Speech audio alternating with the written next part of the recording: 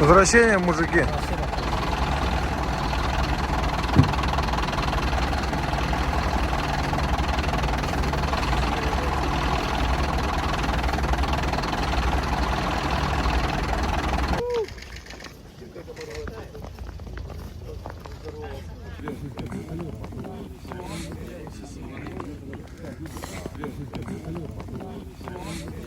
Спасибо.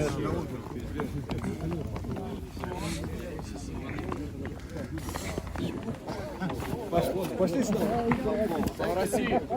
Ура! Я думал, ты уже дома. Я думал, ты дома.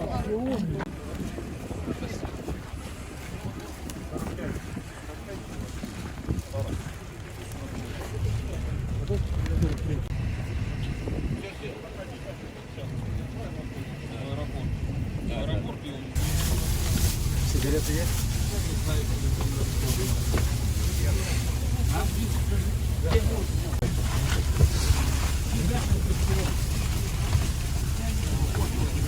Давай потом на бушне на голову.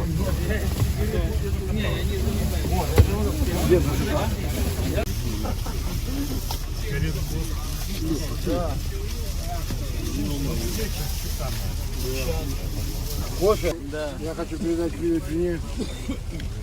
Созванивался с ней, то есть она ждет сыну. Привет жене там.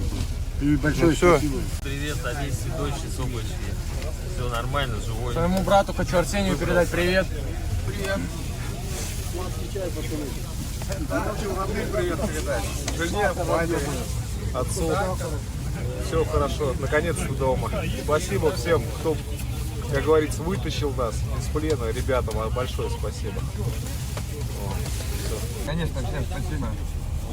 Привет родным. Скоро будем дома. Очень домой хотим. Да, домой очень поддержку, родные, близкие.